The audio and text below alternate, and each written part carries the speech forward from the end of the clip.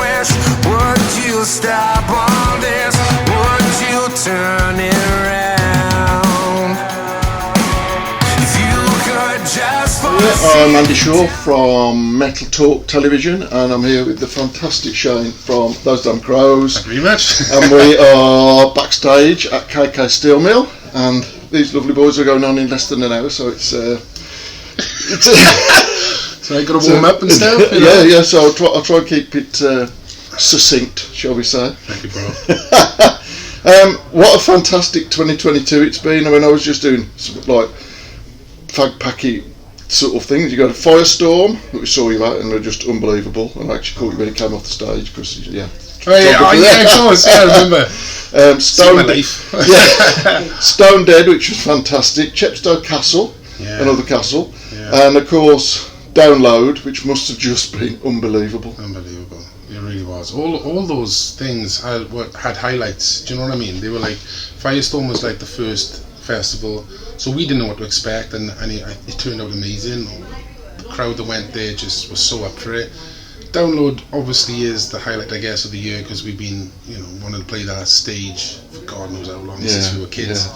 So that was something else. But yeah, it's pretty cool 2022, considering it's the year back after what has been an absolute shit show. So and I have to say, I mean this is kind of like a personal thing, but you and perhaps Florence Black, you're really at the forefront of this, what they call New Wave of Classic Rock, or New Wave of Rock, or New Wave of whatever. So you're sort of really the standard bearers out there. Is that what you feel? I mean, that's amazing to hear. We don't tend to look at that like we're the leaders or nothing. We're just going to do our thing. I think there's so many incredible bands out there right now, and rock music in particular is just soaring. It had that sort of underground feel, but now it's reaching, I think, the levels it did perhaps 20 years ago. So we're just glad to be part of it, man. So any show we put on, we always give our all, and people are responding. It's certainly amazing. Do that, definitely. And I think it is. You're right. I think for me, pre-pandemic, I mean, we do a lot of this, and we travel the country, and you've probably seen us and bumped into you at other places. People seem to be looking for bands now, rather than we're just going to turn up for the main couple. People are really doing their own homework and looking for lots of bands. 100%. Even when we've done support slots, we did Thunder and the Motor Point, and everybody turned up so early to watch us. And so I agree, man. I think everybody's like chomping at the bit for new material, and they want to go and see it, as opposed to just hearing it and just listening to it on sort of social media and stuff. Now they want to go and buy the tickets. They want to see if that band can live up to what they're hearing, And so the rock scene has grown, but I think fans are just so intrigued now. They want to go out and see live music. And, I think that's why it's turned a corner. I think fans are actually willing to go out, even on a school night, and go and support these bands that they've connected with. So I don't think people realise just quite how many bands are out there, and that it's not just bands. I mean, they're just unbelievable. That's crazily good. I mean, you said Firestorm. If you went through Firestorm, you go through the list, and it was just a Stone Broken and a Priori, and from top to bottom, they're just making the original music, and it's just incredible. It's good, isn't it? Yeah, it is. It's brilliant. Oh no, it is. We just love it. We just just love watching and seeing and experiencing it. And it's fantastic. It really is. New album on the horizon next February. Inhale, Exhale. And the artwork is amazing. Incredible. We worked with a guy called Alex Tilbrook. He's incredible.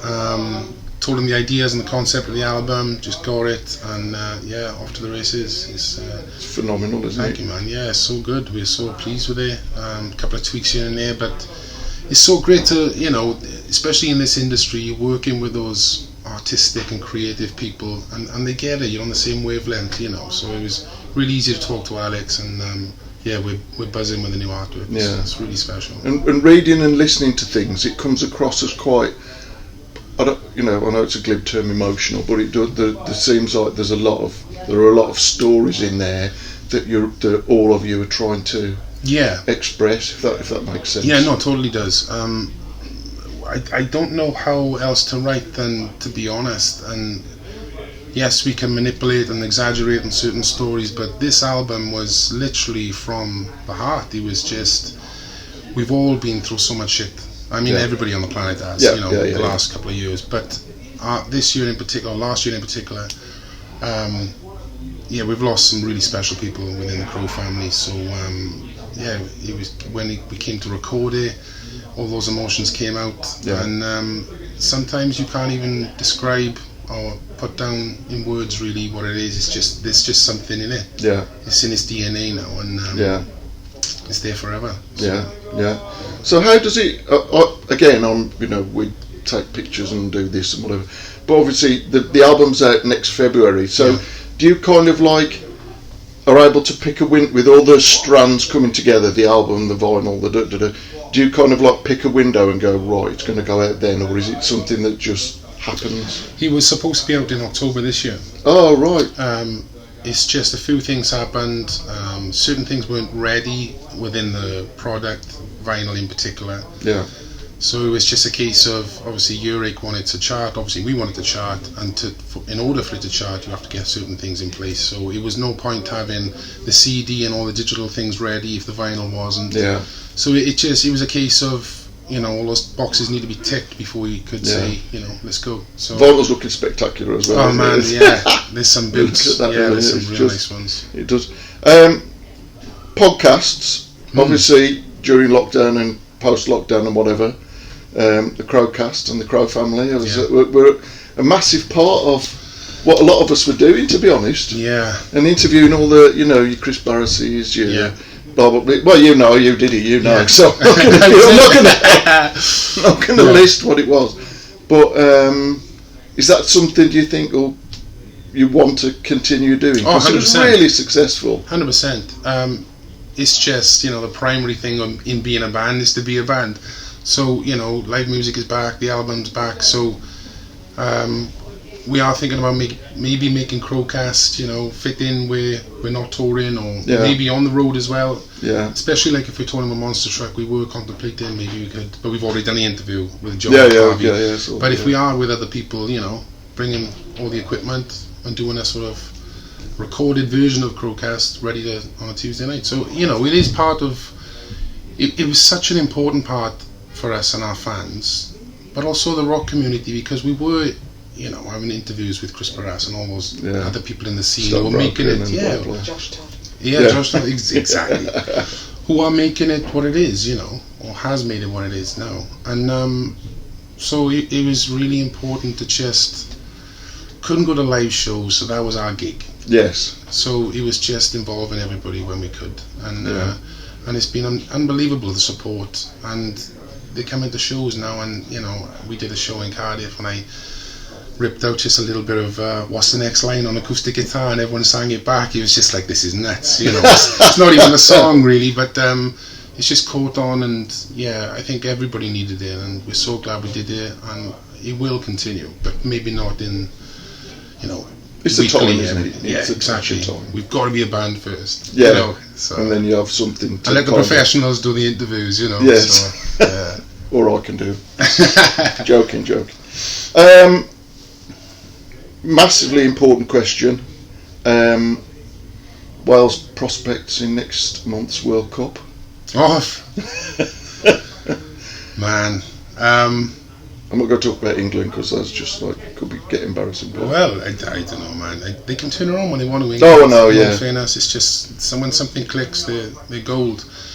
Wales, nothing but passion, nothing but the underdog thing. That's what we thrive on. That's what we love, and which is amazing. Amazing to be there. Myself and Ronnie go to games regular. We went to Poland the other day, and disappointing result. But we compete in, and we didn't have the full team. So who knows, man? But I think. On these tournaments, anybody's beatable on the day. Do you know totally. So, totally. Come on, Wales. It's exciting, and it's brilliant. I know it's where it is and the time and whatever, but it's still the World Cup. Exactly. And it's going to be just phenomenal. Rest of the year, you're touring with Monster Truck now. Is there anything else, or is it all geared up for next February? It is all geared up for next February. After this tour, we've got a few things we need to do, like videos and stuff for releases. But yeah, it's all gearing up for that February. Oh, that's exciting. It's going to be. We will be doing a few things on Crowcast, and there will be sort of exclusive stuff going on there. As far as gigs are concerned, this tour will be probably the last, unless something comes in, and we're always willing to do something. But it's all about gearing up for that album now. Brilliant. Yeah. Shane, thank you so much. I know you've got to rush and warm up and get ready, and I really appreciate. Well, everybody really appreciates your time because I know it's valuable. And look forward to seeing you in about 40 minutes. Can't wait. Yes. Thank you for for your pictures. Thank you, man. Brilliant. Thanks. Fantastic. Thank you so much. No problem, buddy. No problem at all.